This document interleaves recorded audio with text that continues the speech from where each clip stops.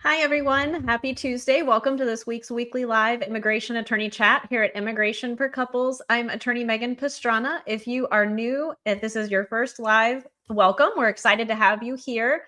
And our firm, Immigration for Couples, we're dedicated exclusively to helping couples across the nation and across the world and navigating the U.S. immigration process. And if you have joined us before, if you're one of our regulars, welcome back. We're excited to have you back. Yay. Maria, it's great to see you. So I always like to start out and ask, where are you at in the world? And where are you at in your immigration journey? And most importantly, how are you doing? All right. And I do see we have some individuals joining us here live. So I am streaming this on Facebook, LinkedIn, YouTube, and Instagram. And so if you have questions, in addition to letting me know where you're at in the world and where you're at in your immigration case, you can throw them in the comments and I will go through the questions in the order that I receive them. Yay. And Lisa's here too. Lisa and Maria, you show up right together all the time. So I love that. That's great. All right. Rocio, good morning to you. And you are in Costa Rica. Oh, I love Costa Rica. It's beautiful there. I'm so happy you were able to join us. So keep those comments coming. And then I'm going to check and see here. Ria from my team, our amazing assistant, Ria, she's here with me today. She's going to throw the links in as well to our free resource center at immigrationforcouples.com. It's a very robust resource center. We have free downloadable charts that go over the spouse visa, fiance visa process, adjustment of status, and you can also download a free chapter from my book. You'll see that it's there. I always do that because it's in the mirror. So Navigating Love and Immigration, the book's right behind me. There's a free chapter in the resource center about relationship evidence that you can download from there as well. And we have a special for the month of love, for Valentine's, for the month of love here in February, that if you have been wanting to book a consultation with me, a private one-on-one session to talk about your immigration situation and get clarity, we do have a special. If you use code LOVEWINS50 for a complimentary $50 off your consultation, and that runs until this Friday. And I think I only have a spot or two left. So you'll want to grab those up if you've been thinking of doing that and want to take advantage of that discount. And Ria threw that link in there as well. All right. Good morning to you as well. I'm glad to have you. All right. Leanne, you said your case is a CR1, a spouse visa. All right. So we're going to take it from the top with the questions that I have trickling in here today, or flowing. Actually, we have quite a few questions coming in here. All right. So you are wanting to know if there's been any updates, any further information on status of Colombia and other 74 banned countries for spousal visas. We do not have any meaningful updates at this point. There is litigation that is ongoing. There are individuals and groups who have filed lawsuits against the government to challenge this pause and the bans, and we're hopeful to see some positive developments. I know it's just been a very difficult time for those who are impacted. You're sending much love from Nashville. Your fiance arrived from a partially banned country on Sunday. So I'm so happy that you're able to be together. That's such a huge win, especially with everything that's going on. So thank you for sharing that positive news, and congratulations on being together. All right. So we have Texas and UK. You're back here to learn. This is the place to be. That's awesome. So 4 months into the long wait on your processing of the spouse visa, and you're missing each other terribly. After being together for 7 years, this is the final wait with an unknown end date, and it's tough. Yes, the unknown is hard. And if you reframe it, I know a lot of you who join regularly know that I always say you're one day closer, and that's what matters. So you are one day closer. I know the unknown is hard, but every day you're just a little closer. And that's great that you're here in community. We are seeing that very first step, the I-130, we have seen some individuals who've received a decision in about 12 months. Others, it takes about 17. That's the current estimated wait time is 17 months. And immigration wait times are fluid. They're changing. So one day closer, though. And I'm glad you're here in our community. All right.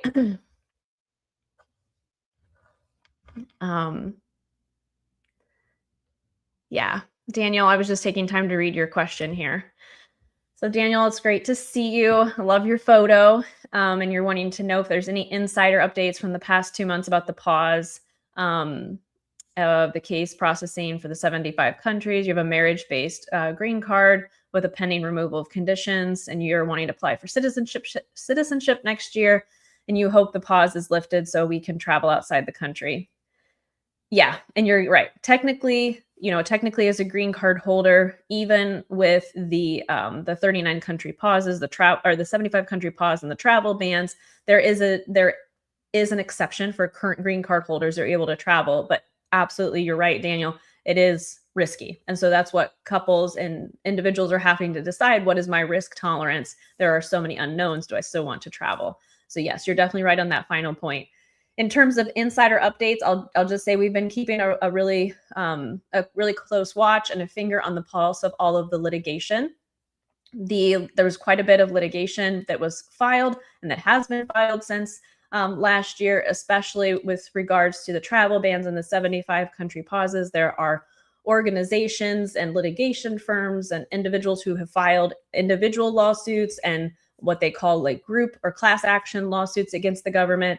Right now, that litigation is essentially in a phase of waiting for government response. So the way that litigation works is the party that's bringing the lawsuit, they file the lawsuit, and then the other side has an opportunity to respond. So the government is we are in the phase where the government has an opportunity to respond. We don't have any meaningful updates right now, but we're hopeful that litigation is going to really get these pauses lifted. So we'll keep you updated. I promise when we have more meaningful updates, we will share them, but we are hopeful, especially by the time next year when you're wanting to file citizenship, that we will that we'll have some positive updates. So yes. All right. Let's see who's next. All right. So Leon, you said that you received a 212F refusal based on the presidential proclamation. Is your case paused by policy, or is there a flag on my personal record? When the proclamation is lifted, what would be the process to reactivate my case? Yes, so what you have experienced is what the American Immigration Lawyers Association has reported, that they are receiving reports that individuals and practitioners are receiving these types of notices for anyone who's part of the pause countries. And so the process and when it will be lifted, I mean, it's unknown at this point. I know that's hard to be in that state of limbo. And when you're asking about a flag on your personal record, I mean, essentially the adjudicators, the officers, they're not able to make a decision because of the pause, because of the proclamation. When it is lifted, which is hopefully, we all are hoping and praying soon, usually what would happen in situations where there is some kind of proclamation or pause, that the U.S. embassies or consulates would notify the applicants directly. In some cases, you might have to have another interview because some individuals are going to their interview and they're not really conducting a complete interview. They're looking at documents, they're not keeping the passport, and they might ask one or two questions, and others they are doing a more extensive interview. But the next steps will really be largely dependent on your case and your U.S. embassy or consular post if they want to do another interview or request documents. So, but yes, we're hoping to see some positive updates from that litigation. All right, so you're in North Carolina, I-130, U.S. citizen. Your wife is in Colombia. All right. Oh, yes. Good morning to you as well. You said you're waiting it out in Colombia with your wife. Your tracking processing times looks like they've slightly decreased. Staying optimistic. Love it. Yes, we have seen a little bit of decrease in the I-130 wait times. Every case is, different, but yeah, we've definitely seen some that have come through faster. So I love that you're able to be together. That's so helpful. So many couples aren't able to do that. So I'm glad you're able to be together during the wait, and hopefully it's a quick wait for everyone. All right. Good morning to you as well. Hi, Maria. Yes. Good morning to you as well. And I know everyone from the team will say good morning too. And I'm doing well also.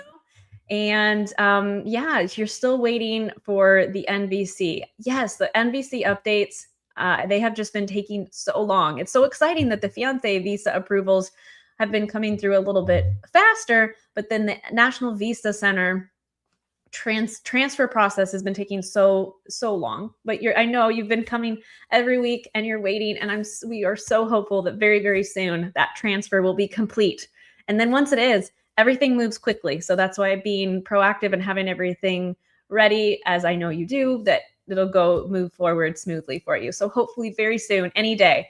One of our amazing paralegals, Catherine, she always says, yeah, when you feel like you can't wait anymore, like really like in your body, there's just no way you can wait anymore. Usually that's when it comes through. So hopefully right around the corner, right? Yes, hopefully it comes soon. Not yet, Daniel. It's still a little bit early for that. The litigation process is long, especially when it has to do with the government and if they ask for extensions to respond. So we haven't reached that phase, that juncture yet. We're, like I said, we're still in that government response phase.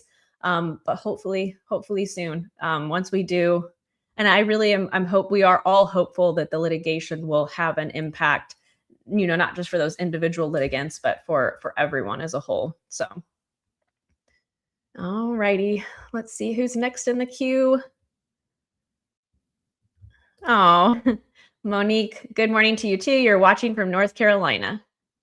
So how long does it take to get a receipt notice from USCIS for the K-1 visa? So whenever you file an application with immigration, it typically takes about a month to receive the receipt notices.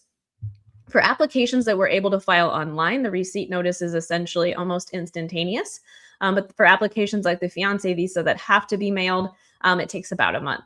I always recommend, and that's what we do for all of our clients, is there's a special form that you can file with your application that gives you text updates or email updates, and at least hey, they have my application, and you'll usually get that within a week. So, but yeah, about a month for receipt notice.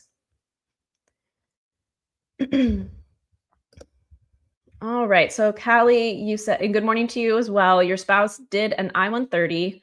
But you both filed an I-130, and that you need to file your taxes, but he has some serious tax debt he's repairing. And if I file married separate, I lose all my children's credits. It's a lot. I can file head of household. CPA sad, but I wonder if that will hurt the I-130. So yeah, so Callie, I'm glad you're talking with a CPA, because that was going to be my advice. Speak with a CPA, speak with an accountant to see what their advice is. And I'm just looking, you had another part to your comment. Can file married joint. Oh, okay. I think you were just repeating one part of it. So yeah, you're needing to balance two things here. You're needing to balance making sure you're in compliance with the IRS and with immigration. And so speaking with your CPA, making sure whatever you're doing when you're filing your taxes, not only is it going to be beneficial for you, but that you want to make sure you're in compliance. So whatever the CPA is saying, definitely follow their lead, follow their advice. I can't give tax advice. That's their realm. When it comes to your immigration case, though, I know what you're asking is, hey, immigration expects that we file married, as a married couple, and you're definitely right. They do look at that.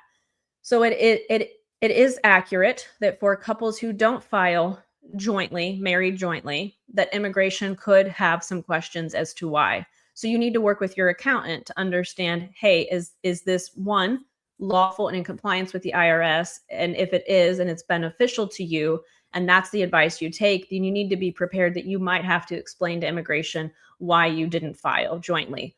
Hopefully, though, if your accountant says that this is the way that you should file, that you're able to file jointly in the future, because you do want to ensure throughout the life of your immigration case and beyond, because even once you have that green card in the future, when you're looking at removal of conditions or you're looking at U.S. citizenship, immigration is going to check your relationship again. So you do want to ensure that at some point you're able to commingle your lives and file your taxes together. So, but again, good that you're working with your CPA. All right. A real one, if you're from Nigeria, great to have you here. I know it's so hard. You've been waiting for your interview notices, and then we were hit with the ban. 3 years of a wait. I'm so sorry. My heart goes out to you, all of our team. We are hopeful that the litigation is successful and that those bans are lifted soon. I know it's extremely inhumane.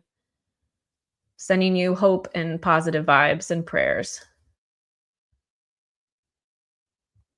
Yeah, and so, okay, so yeah, your question is about you were given a 221G notice on your interview date. I think that's what you're saying, that you were given the 221G.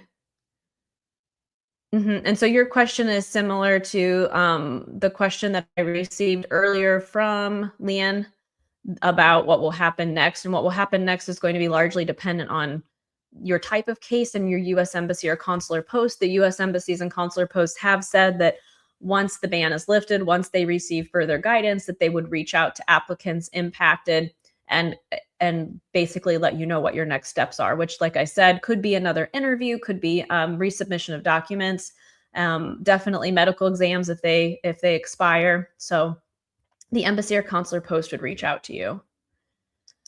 Yay! Donisete. I'm so happy to see you. We are celebrating you as well. So congratulations. That's such a huge milestone. So congratulations, congratulations. So happy. All right. You're very welcome, Maria. I will tell Catherine as well. I know she'll be happy to hear from you. All right. Yeah. So, Daniel, this is such a great question. That after you receive your permanent residency, how long do you have to wait to file for citizenship? It depends. For individuals who are married and married to a U.S. citizen and received their green card on the basis of that marriage, typically you're eligible at the 3-year mark. Of course, there's a lot of different eligibility requirements for naturalization, so you have to meet all of the requirements to file. But the 3-year mark is when you would be able to. For everyone else, it's 5 years. So you have to wait and hold your green card status, your permanent residency status for 5 years.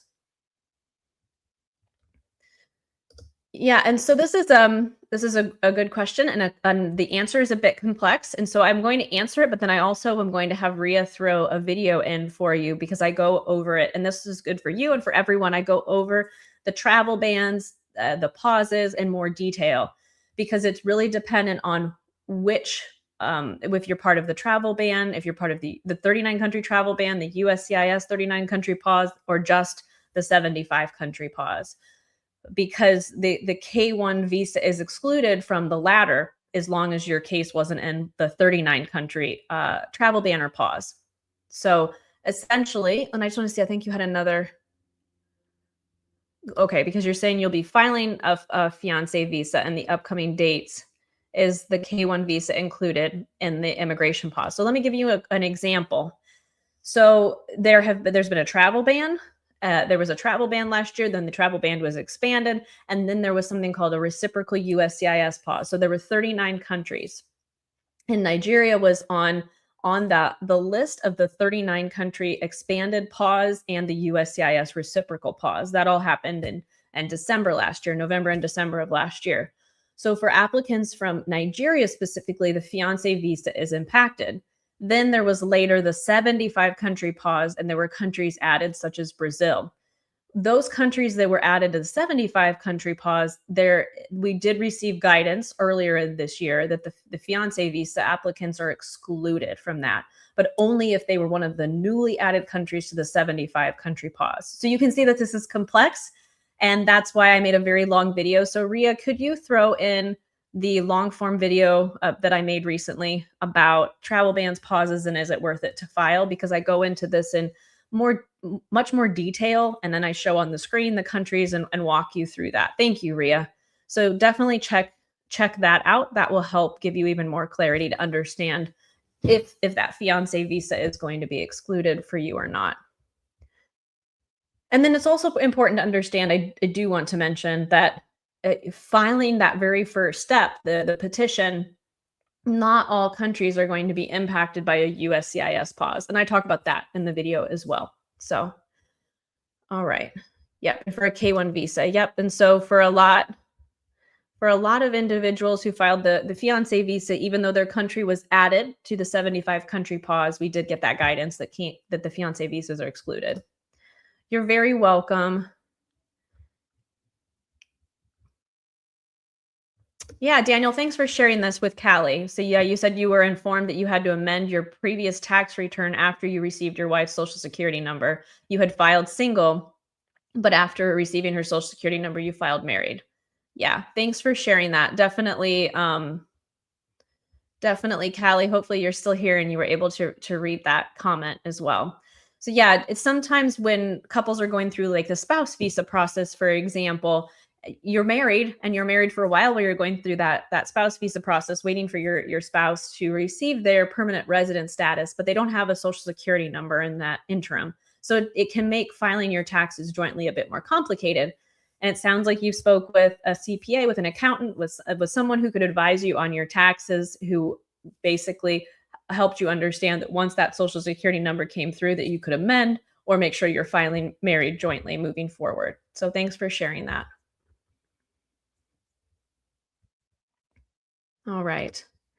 Yes, Maria, definitely. Thank you for your prayers. I agree. There's a lot happening right now in Mexico, and we are hoping and sending prayers that everyone is safe.